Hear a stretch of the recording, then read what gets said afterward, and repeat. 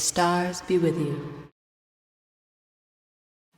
Hello, everybody. My name is Mel LaFera. I'm an astrologer, tarot consultant, all-around creative from sunny San Diego, California.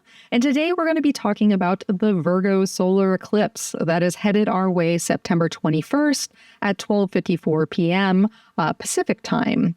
And so before we get started, I want to just say, take what resonates and leave the rest because only you know you best. Now, I do want to remind people that I am still running my Lunar Voices project where I have a form collecting data on all 12 moon signs. So if you haven't filled it out yet and you would like to contribute, it is anonymous.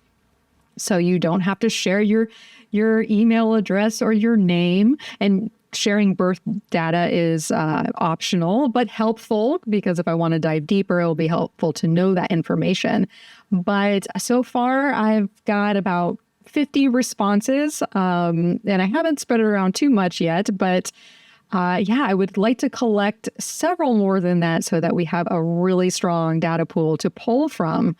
So I do encourage you to fill that out, and you can find the link down in the description to wherever you're watching or listening to this program. So let us talk about this eclipse. It is in Virgo. And Virgo is a mutable earth sign. So we are talking about a sign that focuses on, Virgo gets the rap of perfection. Everything's going to be perfect. But perfection is also about perfecting things and purifying and pulling out the dross, right? What doesn't work? What needs to be fixed? Where do we need to transition on a physical way? Whether it's in our work or our health or just our day-to-day rituals and routines, right? Because Virgo just loves a solid routine that can be sculpted and shaped to be in its perfect form. And so these are some of the things that we are going to be focusing on during this eclipse season and beyond. Virgo also brings up things like service. What are we in service to? Where do we put our energy to help others or to the greater good? It's also about healing. What is out of balance or not quite, if something is not in its perfect working form, Virgo can help sort that out and give some sort of remedy that can help get things moving and going in the shape that it needs to so that it can feel like it's in the flow again. So there's going to be a lot of change in the physical world because that's just the nature of Virgo, is it's got this transitioning energy and it does so on the earthly plane.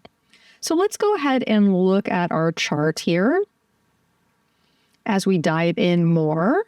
And I'm titling this program Working for It because Virgo definitely works for it. But one of the characteristics of this solar eclipse is the fact that it's happening right at the time that we're receiving our annual opposition, the solar opposition to Saturn.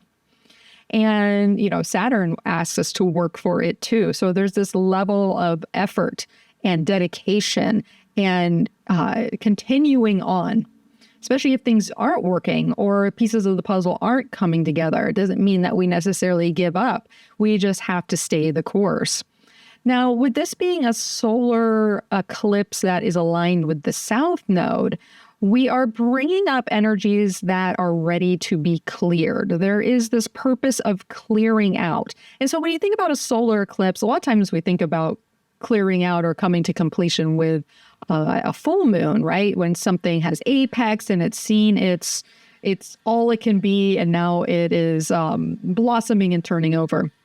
But with a solar eclipse, there's a doorway that opens. It's a new chapter that might have to do with clearing out or with endings or with repurposing or having things come back from the past where those storylines are revisited because maybe we have forgotten something. Maybe there's something from the past that wants to come up that we need to engage with again, or there's something from the past that needs to be processed and released so that we can move on.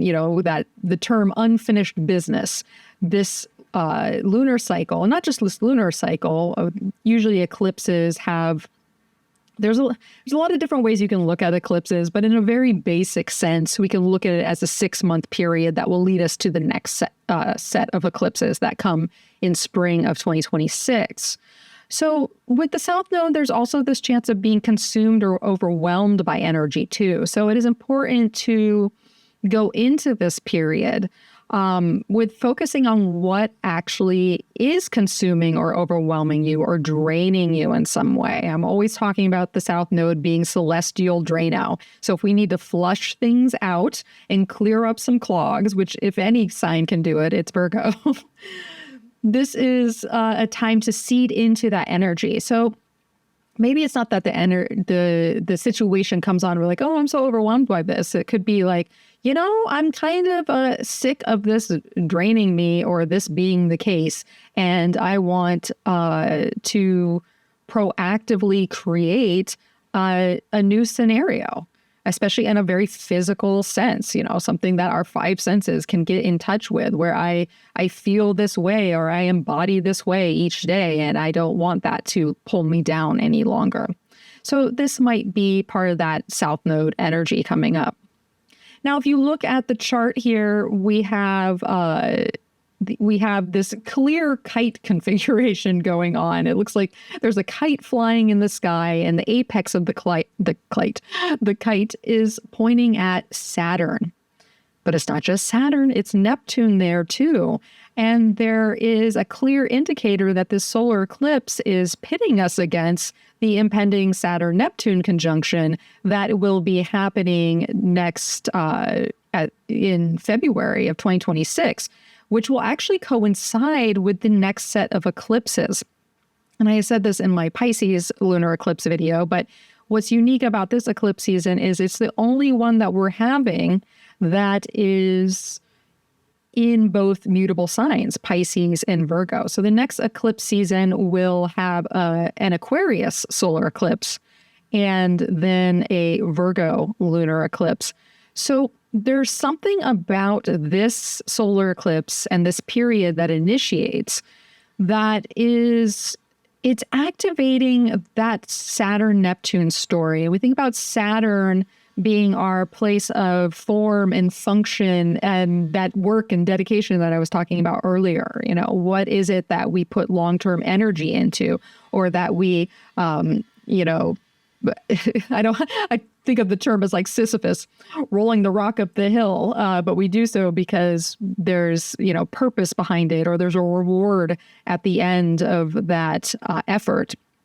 And Neptune can dissolve those workings, or can serve as an imaginal force to where we buckle down and dedicate to something that our imagination is cooking up, and that we are willing to dedicate our time and our energy to.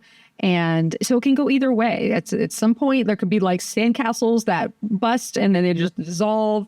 And you're like, okay, well, I got to build something else. Or it's like, I really want to build this. I see it in my mind's eye and the vision, and I want it to be this way.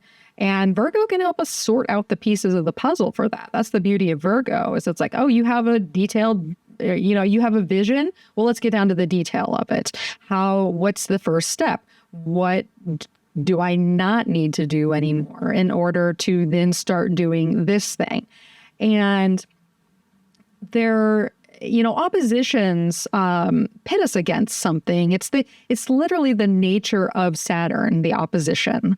And the beauty of this Saturn is that it's actually supported by that Jupiter exalted in Cancer right now, and it's still direct. So there's something about this Saturn opposition which is a little, in my mind, it might be a little less limiting.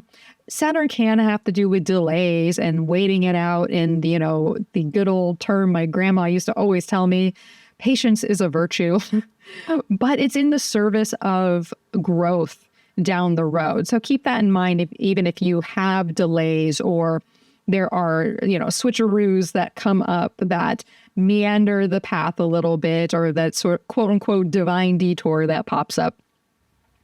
Keep in mind that there's Jupiter working behind all this. And so it's good to keep that so we don't get depressed or put down by it. And we're able to keep trudging along the Saturnian path.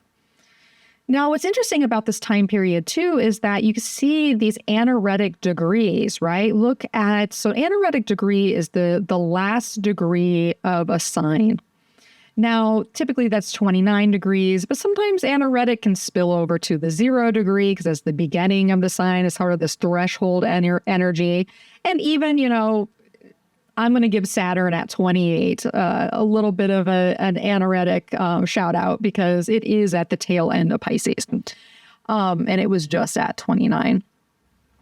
But what we got to know about anaretic degrees is that they tend to be old stories or something that think about a very, very pregnant woman that it's like, she's like, I am ready. Just get this child out of me. Get this thing out of me so that we can move on. And so anaretic degrees can have that very pregnant quality to them where, the story is old. The situation has been going for a long time, no matter what that might be. If we're birthing something into the world or we're ready to say goodbye to what once was. And so it really deals with past dues, I guess we can say. And so look at the Virgo area of your chart and think about what about that house and that sign is really past due and needs to be worked through, let go, released, refined, and shifted, because this is a mercurial sign, right? Virgo is ruled by Mercury, and Mercury is the god that deals with alchemy. And so we are alchemizing into new form right now. And part of that new form is happening by dealing with what is very overdue or hanging on the edge, so to speak. And it's not just the sun and the moon that are hanging out in this territory. We also have Mars over at 29 degrees of Libra, who is also at, charging the Libra area of our charts and putting pressure there. And we think about Mars being, in Libra being this push for justice. And we know what is going on in the world here, which I'm not going to be talking about too much here today. But there's a lot of pressure. There's a lot of pressure for things to change and kind of hanging on the edge of very extreme situations right now. And this solar eclipse is only exacerbating that. So it is going to be a lively time in the collective, to say the least.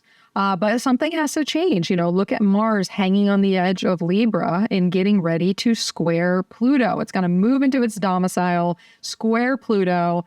And we all know that that is definitely intense. And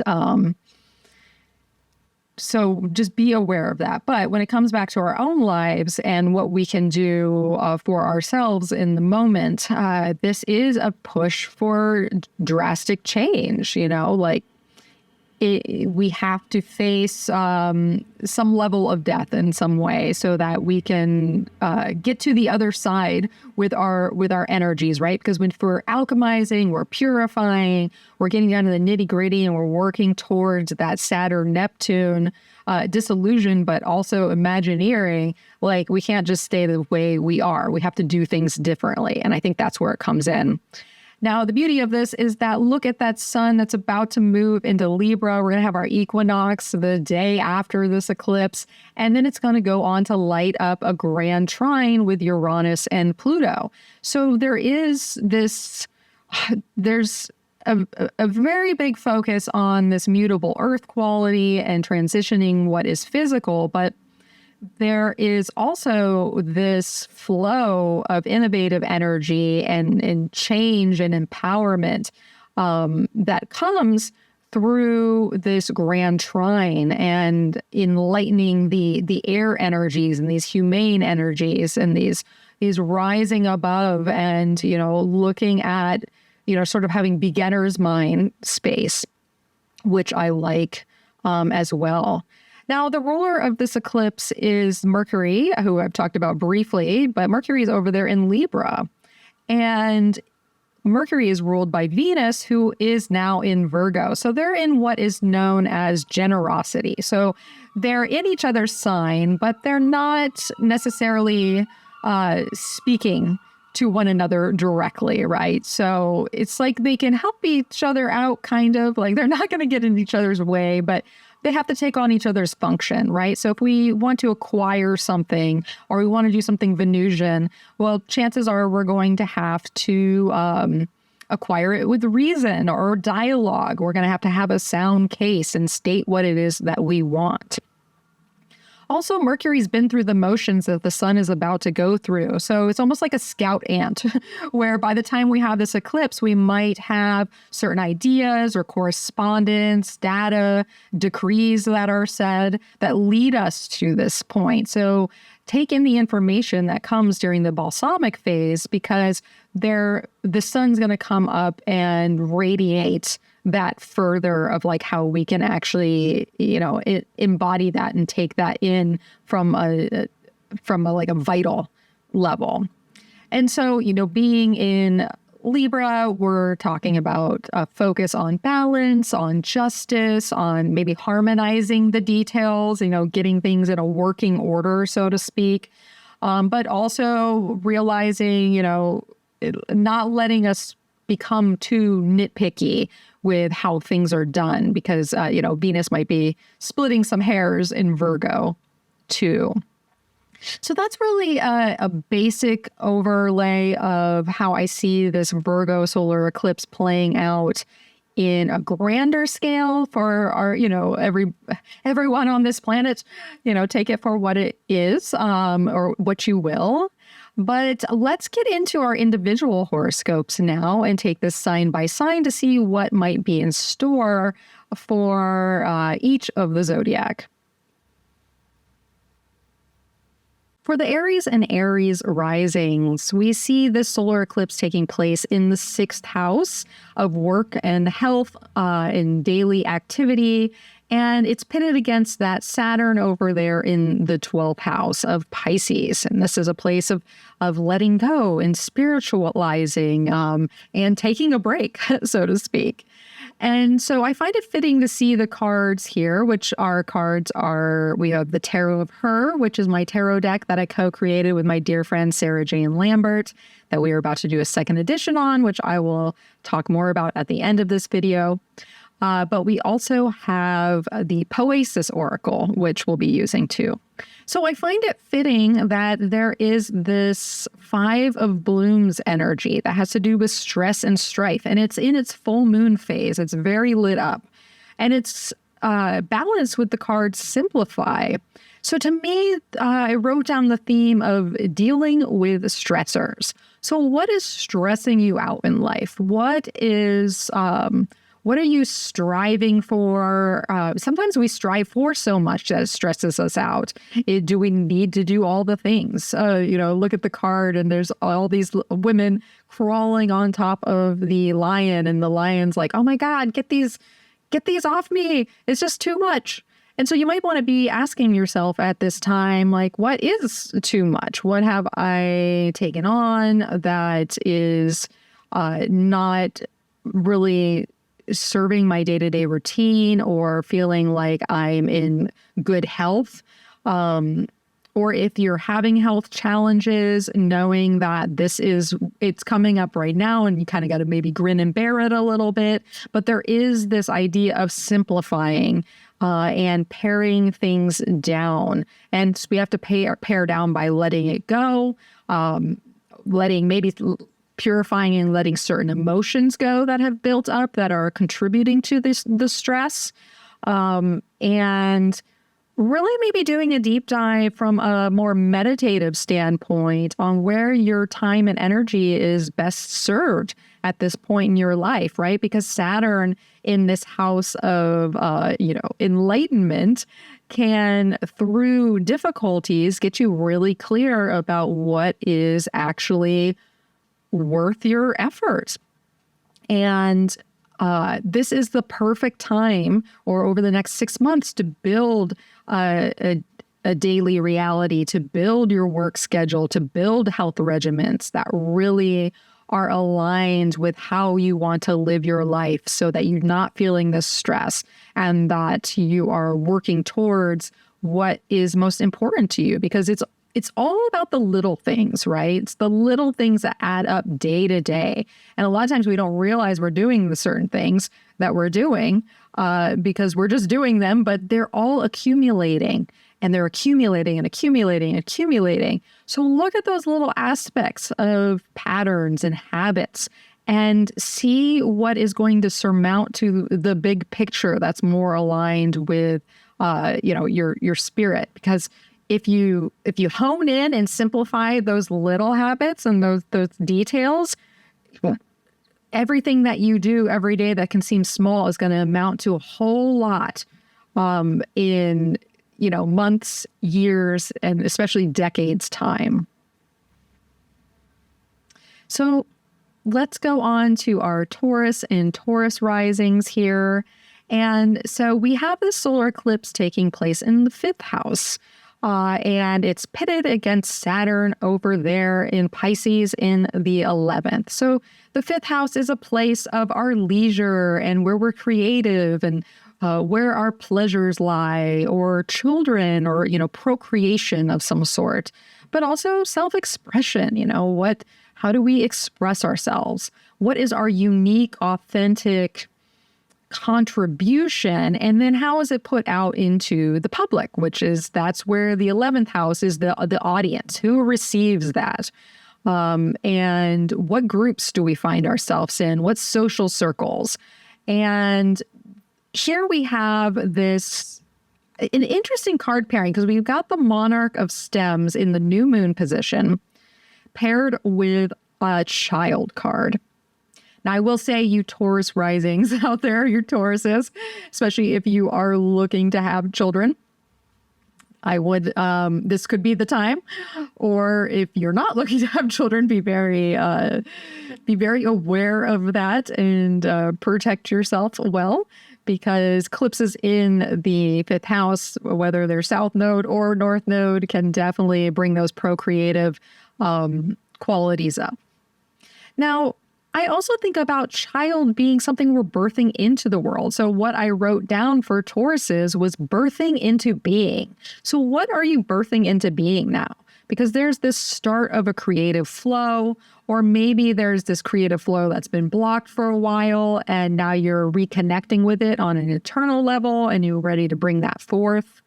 It can be this inner child nurturance where you're ready to reconnect with your inner child, especially if it's felt stunted or has been put on the back burner in some way, or if there's been pressures from the outside world, or, feeling the fears of how is this going to be received by others, or friends not being aligned with it. Or just, because it's like birds of a feather flock together. And so maybe you have new creative energies that are coming up that aren't quite in alignment with who you're surrounding yourself with. Or maybe you have those and then you need the support of others, and maybe that feels blocked, or there's patience around getting the support you need for what it is you're trying to birth into this world. But either way, these are houses that are more aligned with positive fortune. So even if there are some barriers to get through, overall, there's a sense that life is pretty good right now and things are going to work in your favor. So really connect on an emotional level with what it is that you want to nurture and create and what your imagination it wants to bring to life, and start that process. Get that in motion. Really attune to your reproduction energies, whether that's literal or metaphorically speaking. Okay, so Gemini and Gemini rising. So here we have the Virgo solar eclipse taking place in the 4th house, which is our home, family, foundation, our emotional foundation, our ancestry. It's that very private place of us that no one else sees unless they know us very well. And then there is Saturn over there looming at the top in the 10th house of career and our reputation and just our overall goals and ambitions in life. And our cards, we've got the Three of Roots in the first quarter position, and we've got this blockage card, which is very Saturnian, right? So there might be these things coming up where, especially with the Three of Roots, it's in the first quarter. And first quarter is like, okay, I need to take action. I feel the pressure. It's mounting, it's building. This is a card of effort. This is a card of teamwork and working with others. This is also a card of, honing in on your own craft and pushing that forward, sort of like an artist's card, so to speak. But there is this blockage to contend with, whether it's through the career or who you are in the outer world and like what people, see you as or what you're known as. But there's something that is changing with inside you in a more, as I said before, a very private place. And maybe there are issues coming up where, your home life is affected by your career life and vice versa. So there's sort of this push and pull from, keeping up with your foundation and the changes that are happening there and then showing up in the outer world. So I wrote busting through blockages. So how do we bust through blockages? So we might want to ask, what is getting in the way of your work? If you have found that you feel the pressure to get work or want to work on something but haven't, really address what that blockage is. Because sometimes, Saturn loves to bring up fears. Saturn loves to bring up delays. Saturn loves to bring up just obstacles. And sometimes those are outer world obstacles that you have no control over. And that's just the way life is. But sometimes there are these obstacles that are imposed for whatever reason. The 10th house can be a place of like the mother, and our nurturing traditionally from the mother's side. So just throwing that out there if it resonates for anybody. But what is getting in the way of that work, and or what is getting in the way of working together with other people, especially since this is sort of a teamwork card that is coming up here. So maybe ask those questions and then know if it is this outer obstacle and it's just this point in time to really just keep pushing through the blockage, because you will bust through it, especially when it comes to your work and your goals in life. And there might be more of this internal time right now where you have to dig deep within and purify what is within so that you can reach the other side of that obstacle. You can walk around or, climb and get to the other side of the mountain, but it's sort of this inside job that you have to handle first.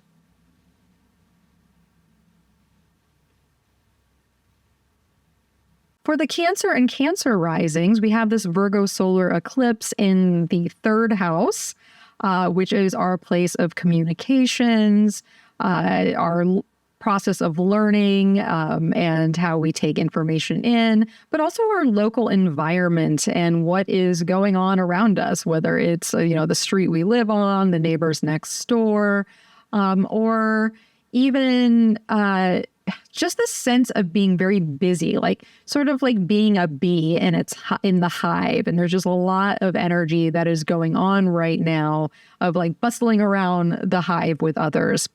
And it's pitted against this Saturn over there looming in the ninth house. And the ninth house is our place of vision. It's our place of belief systems and our wider worldview.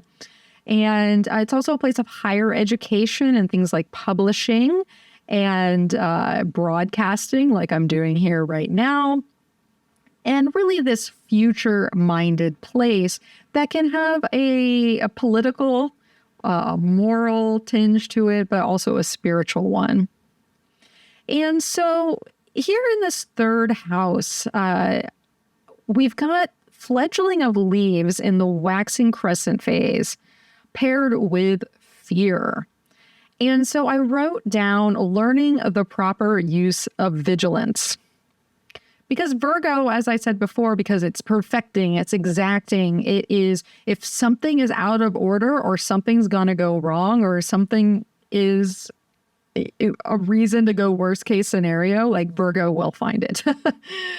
So this might be a time to really look into the thought processing of how the mind is or isn't working in the favor of your grander visions, or where you might feel blocked in the world opening up for you in some way. Or if you do have a vision and you want to cement it, is the mind in favor of that? Can it sort out the details?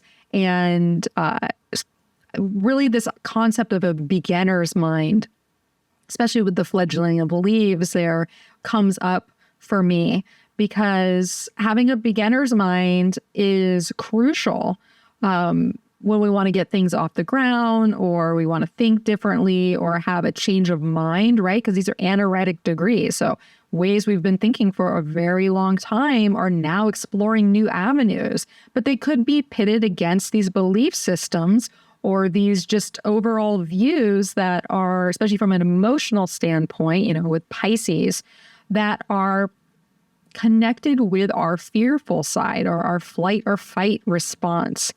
And so how can we introduce new points of reason or detachment, or that programming of the mind when we think about the synapses of our brains being neuroplastic, the neuroplasticity of our mind, basically.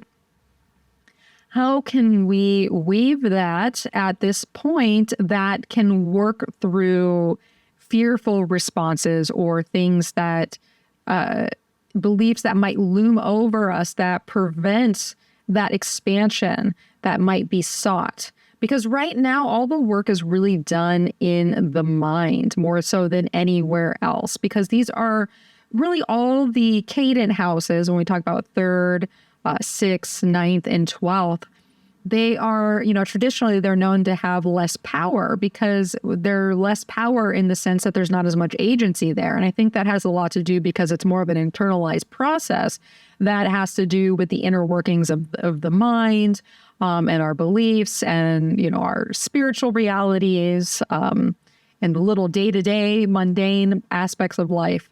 And so look to what you can change there. Open your mind to learning new things, you know, look at vigilance, because vigilance is sometimes needed in order to get past fear, but vigilance can turn into hypervigilance that is serving fear more than serving the self. So this is a wonderful time to address these issues and, you know, quote unquote, get your mind right. So with the Leo and Leo risings, we have the solar eclipse over there in the 2nd house, which is our money, our resources, but also our talents and our gifts in life, and our ability to acquire things, and get the earnings that we seek.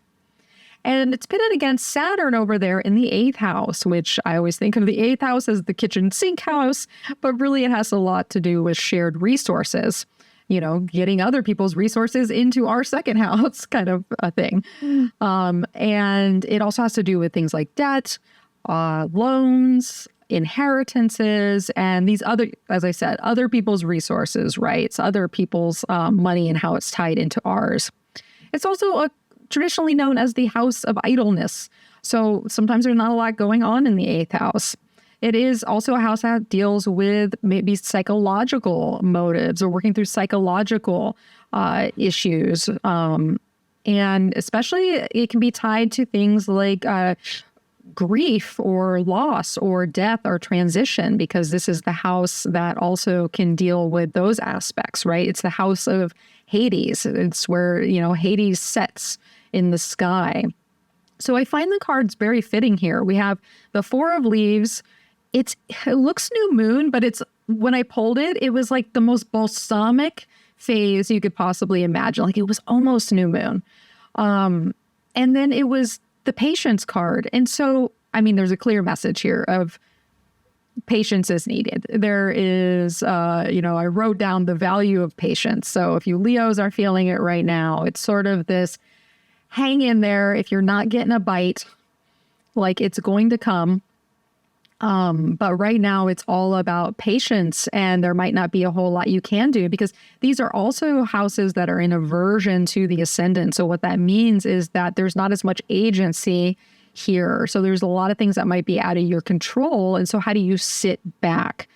Now, with seeing the Four of Leaves there in that very balsamic state, it feels like you've been patient for a long time. Like it's almost like, really, do we have to still do this? Are we still here? And I hate to tell you, yes, I don't hate to tell you that, but maybe the silver lining is yes, you're still here, but not for long. And so if you're being asked to wait in life, or there's certain delays, or you have to have things that, you had a plan to change your life because you've gone through a lot of changes in the last couple of years, especially with Saturn over there in Pisces in the 8th house. Like you've been probably put through the ringer to some extent with just how life has thrown shifts and transitions at you. But really hold the space, because those eclipses are coming to your 1st and 7th houses soon enough.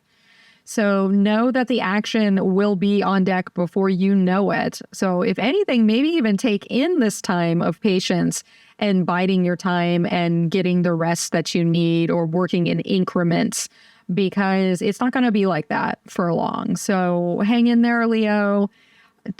Enjoy the respite while it's still here. And, things are coming your way in due time. Now, with the Virgo and Virgo risings, of course, this is a major eclipse for you because it's in your sign. So it's in the 1st house over there, which is the sense of self, how you move through life, what decisions you're making and direction you're taking, and your sense of independence. What is your goal? What is your motivation here? Because that is what is being accentuated into new form. And so we see the 6 of Leaves in almost a waxing gibbous phase, and the Illuminate card. And so it's like, okay. And what I wrote down was illuminating moves, right? Because when planets are activating our 1st house, this is like grabbing the reins of our chariot, and it's like, okay, time to move, time to get these horses going, so to speak. And, the 6 of Leaves can bring up a moving on, or a passage or transition that's happening. Sometimes even a moving to a new space. If you're, moving, to a new house or a new state or a new country. But it could be just illuminating what that looks like now, right? Because the energy is in this waxing phase. And so it might not be the full movement. You might not be in the full transition. But there's an illumination that's happening right now that is getting you very clear on what that movement looks like, what you want to leave behind and you don't want to take with you, or, maybe you can't take it with you. And there's a little sadness around that, but it's like, you know what? That's okay. Let bygones be bygones. I'm ready to move on. I'm clear with my direction, and it's time to go. Now, Saturn over there in the 7th house can put a lot of pressure on relationships. And there can be, stops and starts in relationships. There can be also a time of, buckling down and committing to someone, whether that doesn't have to be romantic. It could be a business relationship. It can be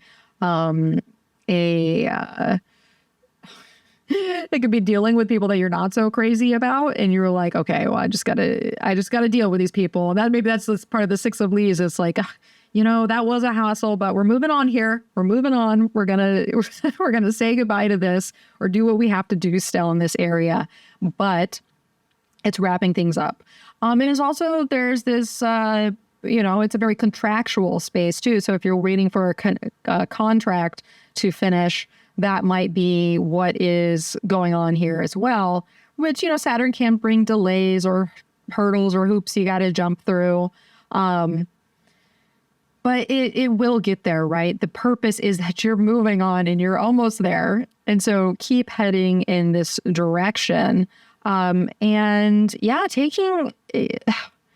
these eclipses aren't going to be long here in your powerhouses. So really take advantage of how you can use this agency and the information that is coming to you now and decide the moves you want to make and get that process started. For the Libra and Libra risings, we have this Virgo solar eclipse taking place in the 12th house, and it is pitted against Saturn over there in the 6th house. And so the 12th house is a place of, it's this behind the scenes place where things are going on that other people might not see. There can be this letting go or sacrificing energy that's coming up. There could be more of a spiritual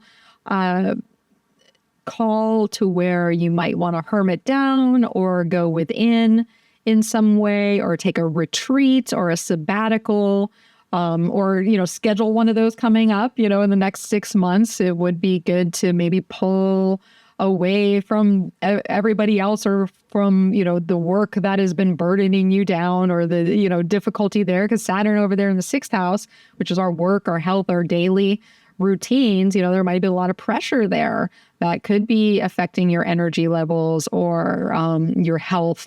Or maybe you just have taken on so much, and there's this time that you need to pull within yourself to, get clear on your inner light, get clear on what is percolating on more of a spiritual level.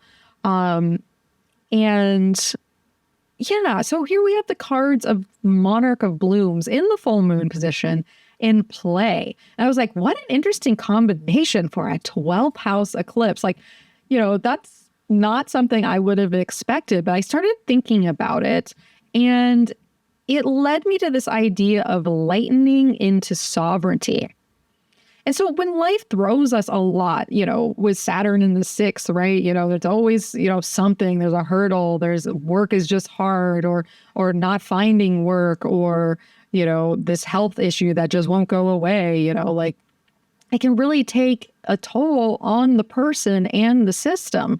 So I wonder if these cards come up because part of the healing, or part of, the reconnecting or getting through something that could be more difficult, is learning to lighten up and, be and express yourself and be yourself, and play with life, because life is kind of a game, if we can look at it that way. And by introducing that more playful nature, right? Because, Mercury is in Libra in your sign, so that helps there. And, there is that, Pluto's over there in your 5th house, and we're getting that grand air trine. The second Libra season starts, it's going to burn off this Virgo, but there's going to be this Virgo overlay that holds true for a little while. But there might be something right now that play leads to some level of enlightenment that then eases up this sense of responsibility that you might have taken on, or heaviness that you may have been carrying. And that's the way to release, right? Because the 12th house is about release, about letting go, about surrendering things. And what better way to let go than to do it with play? And it makes me think of I don't know if anybody's tried, somatic dancing or like somatic shaking, because that's so powerful. Pisces is a sign associated with dance. And when you get up and you just dance your ass off, or you just shake it out and you just doing these flailing moves, however, your body feels fit, there is sort of this sense of release that comes out. And there's this, you feel more in tune with your energy and your flow and your creative self, because it's not these things bogging you down, right? So you're in a spot to and these eclipses are almost over, right? Soon enough, we're going to be out of this territory, and you'll be out of the 12th and the 6th, because these are not fun houses to be eclipsed in by any means. So do what you can to lighten the load and, stay in touch with yourself and what it is you want to create in life. All right, Scorpio and Scorpio risings. I'm a Scorpio rising myself, and I know a lot of my listeners are Scorpio risings. We just, birds of a feather. So what's in store for us? Well, we have this solar eclipse taking place in our 11th house, and then it's pitted against Saturn over there in our 5th house. So the 11th house is a place of groups and friendships in our social circles and, who we are aligning with in life, who supports our aims, or who supports our aims, whether they're our own creative aims and self-expression, or they're just something that it is we care about, and we want to be amongst people that also do that too. But it's also a place of our wider dreams. What do you wish for in life? Well, if you look up, if you were to gaze in the night sky and you were to twinkle, twinkle, little star, oh my God, I forgot how it goes. The song came up, but I forgot how it went. But to wish upon a star, basically. What would that wish be? Because this is a time to really look at those broader hopes and dreams that you have in life. And with the South Node there, maybe one from the past comes back up and wants to be re-engaged with. Or maybe you've had a dream for a long time and you're like, you know what, this isn't panning out. And that's okay, because I have new ones, or I am in a space where I'm open to see where life is going to take me, right? Because here we have the Two of Roots in the first quarter phase and the Womb card. And what I wrote down was juggling gestation. And so there might be a lot of moving parts right now that are, parts are moving around you as you prepare for the birth of something significant. So it's not that it's necessarily happening here today, but how do you, move around the parts to prepare for what it is that you're, holding, gestating, dreaming of. And, there's a lot of pressure there that with this first quarter phase that you have to move the parts around. You have to juggle things. You have to, pare away this part in order to add in this part. So there actually might be a lot of stripping away that happens, and then juggling what's remaining and trying to get it in the right pieces to be like, okay, yeah, this is it. This is what I'm going to birth into being. Because Saturn is the creative force there. And there might have been a lot of creative blockages that have been going on for the last couple of years where it feels like there is maybe access to joy or creativity or play, or, if you're an artist or a musician or someone that expresses themselves through a form of medium, Saturn could be, might have had a lot of limitations there, or might have fears to work through there. But Saturn's also where we dedicate and we get serious about things. So Saturn coming back is like, hold on, I'm revisiting this.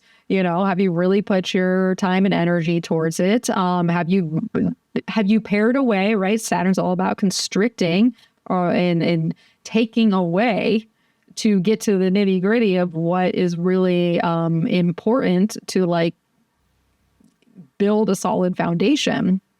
And so get ready to move those pieces around, because something is gestating, and just status quo isn't going to do it. And you're probably going to have to be busy, and you're going to have to move resources. Could be about money, could be about working habits. This card I labeled maintaining, which is an interesting adjective here, because maintaining, sometimes we maintain and we shouldn't be maintaining anymore. And so there could be a push to be like, well, what do we maintain? But then there's also this sense that life can feel so chaotic with so many moving pieces right now that we do all we can to juggle and maintain. So see where that fits with you, but know that something's brewing and gestating right now. And to, do what you need to move that around.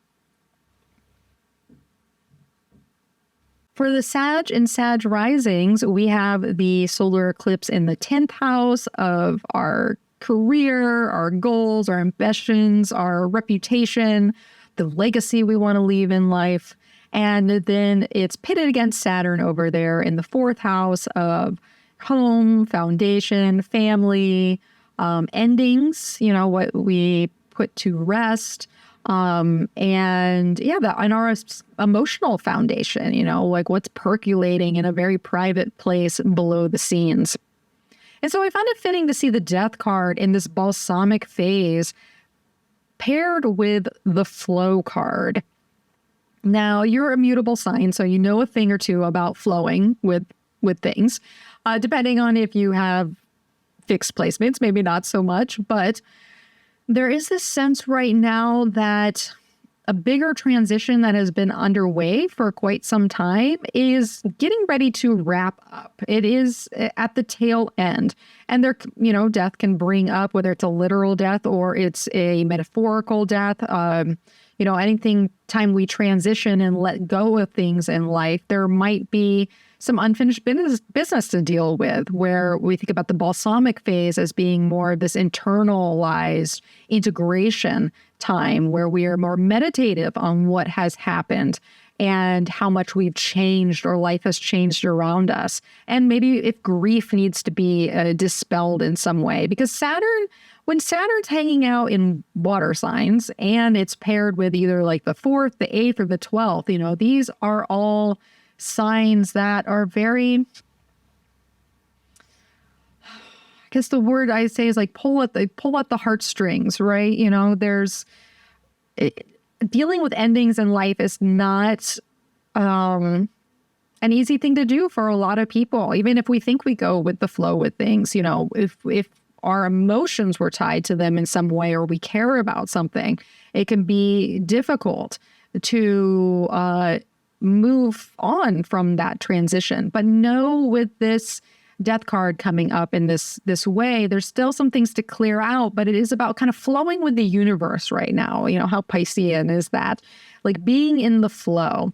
So even if you're not experiencing grief or anything that's related to, more of a literal death, sometimes there's difficulties around, especially if there's a lot of focus on your work and your career right now and what it is you're doing in the outer world, and these goals that you have. Or maybe you don't have goals. Maybe you had goals before and now you're like, oh my gosh, everything's changed. What does that look like? Or you have a goal and it's just, you're getting to the end of it and you're like, why isn't it happening yet? There seems to be something here that's still in that purifying and clearing out process and maybe putting to rest some energies. I wrote down flowing with change, which is very literal to what I'm talking about here. But once again, it's about this integration. And when we're integrating and we're going with the flow, essentially we're in this space of trust that is allowing the universe to grab the wheel, and then we kind of sit back and see where it takes us. So let the universe drive right now, even though you might have like specific plans, or maybe that you need to do things, especially in the outer world or with your career or your professional life. But there is something that, the idea of divine timing that needs to come in here, that you're going to have to wait it out for. So just go with the flow right now. Keep your mind's eye on, your plan, but plan to change your plan and see where you end up. All right, for the Capricorn and Cap risings, we have the solar eclipse in the 9th house pitted against Saturn over there in the 3rd. And the 9th house is a place of our belief systems and our morality and our spirituality, this bigger worldview that we take on. It's a place of higher learning and broadcasting and having this call to expansion.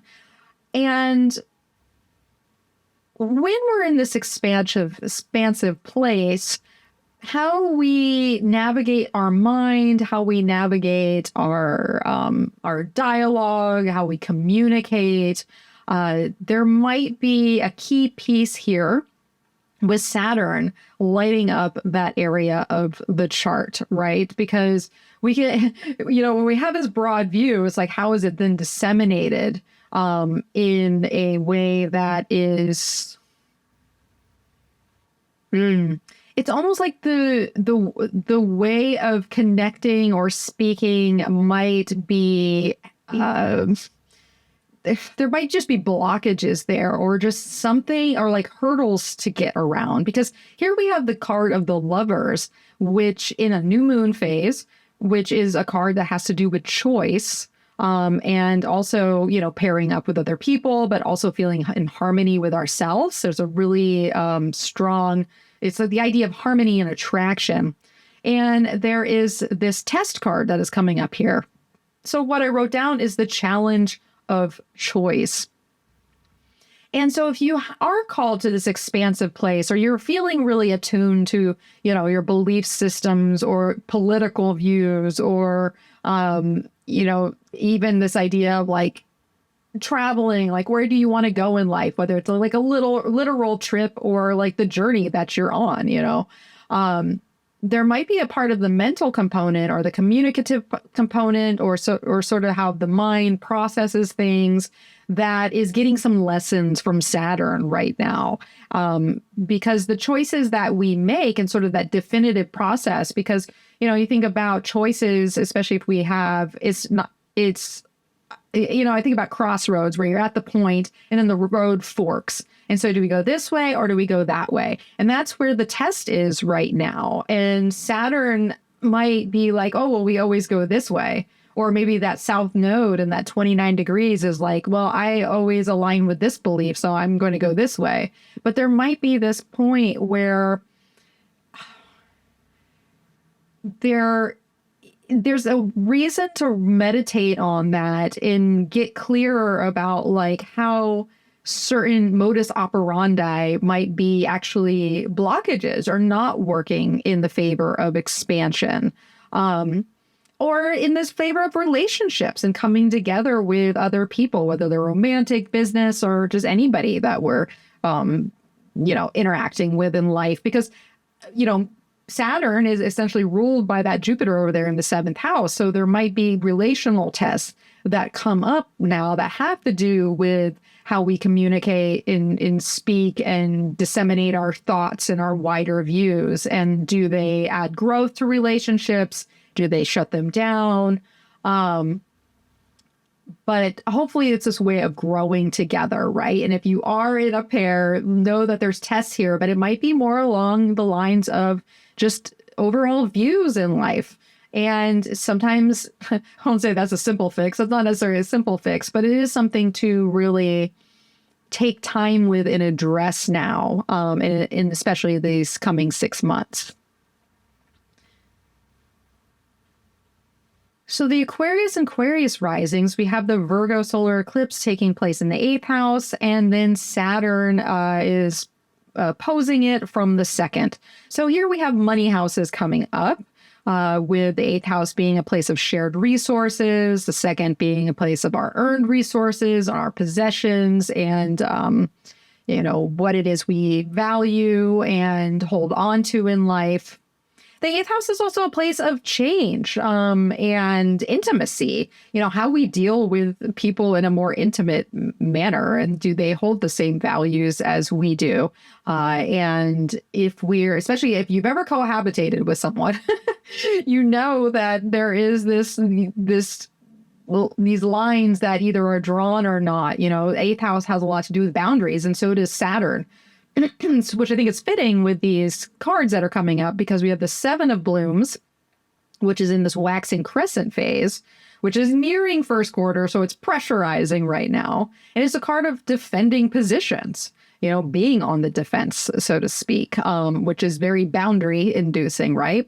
But it's paired with joy, which I find very intriguing here. Maybe fitting because Uranus is over there in the 5th house, lighting up this need to, you know, kind of break off things that feel limiting or harrowing, and be like, you know, I want to have fun. I want to have freedom. I want to be able to do what I want to do and enjoy what it is that I do. So there might be, I wrote down prioritizing your happiness. And so you might need to make changes, right? This eighth house space, changes that are overdue, so to speak, that defend your joy or defend what it is that you value and hold dear, or what just makes you happy in this world, especially if you share space with others, whether that is in the cohabitation realm or just sharing space with people in this world, right? There might be this need to draw certain lines and defend them and stand tall on them so that you can bring that level of joy. And maybe not even just to yourself. Maybe it's about spreading that in the world. Maybe it's you're standing up for something that then facilitates a better experience or a happier state for the people that you encounter, especially on those one-on-one connections, with the eighth house energy. We're talking about intimacy and vulnerability and this merging quality. So it feels like the cards in this one and the overlay with the houses, sometimes I'm a little miffed at why they come together. But that's what's coming up for the Aquarius and Aquarius risings right now. And of course, there could be a lot of stuff that is happening in the money realm, and where it is that you spend your money, how you deal with debt and credit, and inheritances and moving money around, and making sure your money is going towards something that you enjoy, essentially. And yeah, I think that is what I have for Aquarius risings now. So let's move to the last but not least, the Pisces and Pisces rising. So we have this solar eclipse in the 7th house of partnerships, and, partnerships of all kinds, whether they're romantic, business, are open enemies, people we don't care for. It's a contractual space where we draw up contracts and we agree to things. And then it's pitted over there against Saturn in the 1st house, which you've been feeling Saturn in the 1st house for quite some time now. You got a break when it moved into to Aries for half of this year, but now it's back. Now it's back, and you're getting a taste of what it is that hasn't quite been dealt with or fully, I guess I want to say, put a pin in. Or fully brought to form, too, because that can be a thing, too. When Saturn is in our 1st house, it is molding and shaping us. And a lot of times that process is not fun.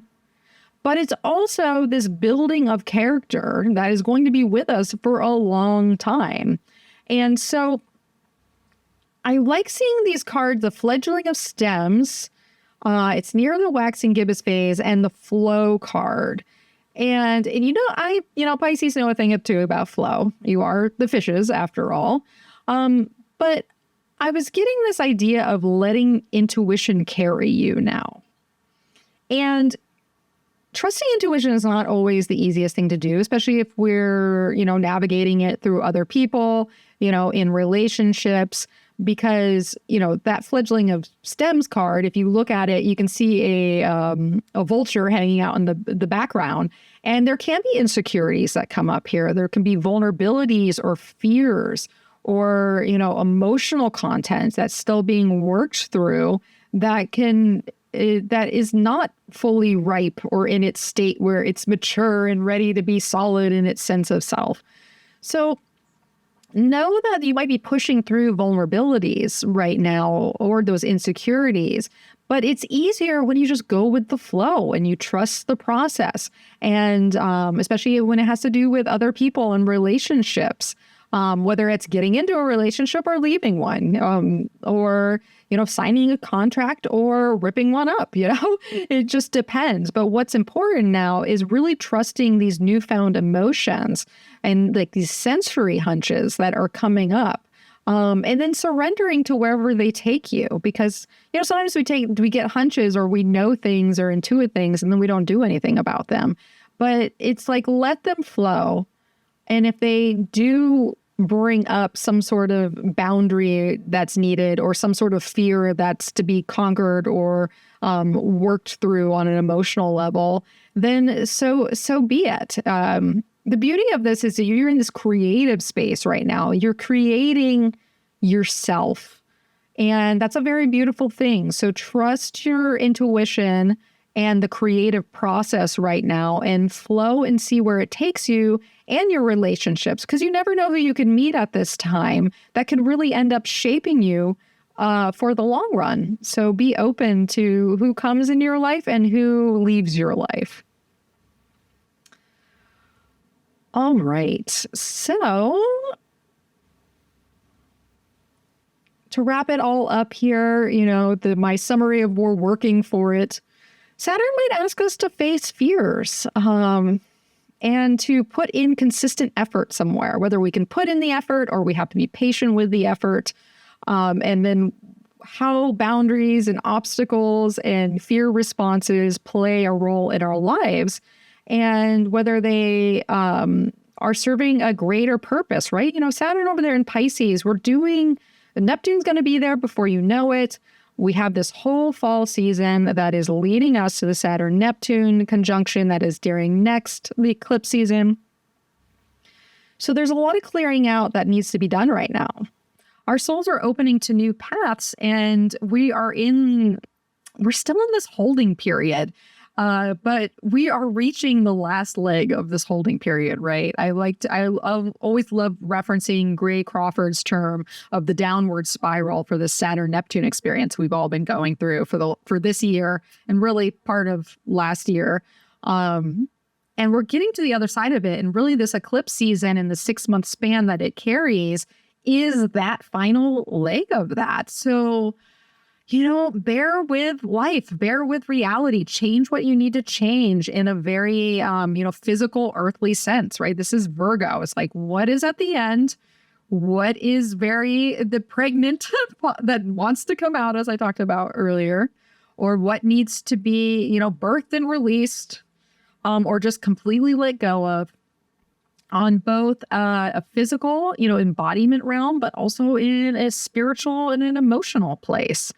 And when we go through that purifying and perfecting process and this transition, talk about a transitioning opposition at 29 degrees that we all are going to the universe is setting us up. So take the bait. No matter what it throws you, take the bait, work for it, do the work, be consistent. Don't let insecurities or fears or the vulnerabilities come up. Just keep your nose to the grindstone, so to speak, because we're being carried to this new life. A lot of people are like, when are we there yet? It's like the kid in the back seat. We're on vacation. Are we there yet? We're almost there. And then we're going to go somewhere else after that too. So it never stops, right? But there is something about now that really does have that wrapping up quality. So stick with it, work for it, and see it through. All right, so thank you for listening to me here today. If you enjoyed the cards, the Tarot of Her that I shared here today, we are going to be kickstarting our 2nd edition here shortly, and I'm working on it right now. We aim to launch at the end of October. So if you've always been curious or want to support, come on over to tarotofher.com and get on our mailing list. It's because I will send you the information when it's go time.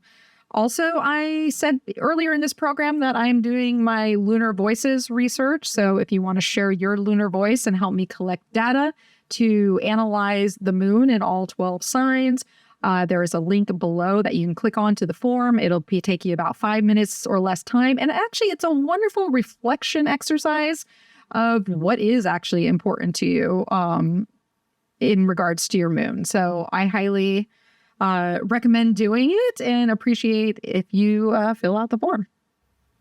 Now, if you liked this program, subscribe if you're here on YouTube, or hit subscribe if you're listening on Apple Podcasts or Spotify. Leave a comment below. Let me know what's going on for you with this solar eclipse. And if you're resonating, if you're not, if you have any anecdotes, I always love to hear from you because it's very lonely talking into this mic by myself. So let me know what you think. And if you are listening to a podcast, leave a review wherever you listen to it, hopefully a 5-star one, so I can be found in the search ranks again. So All right, everyone, take care of yourself. It is eclipse season, and the ancients considered them malefic for a reason.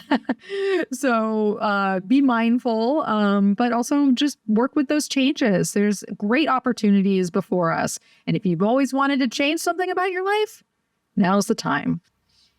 All right, everyone, take care out there. And as always, may the stars be with you.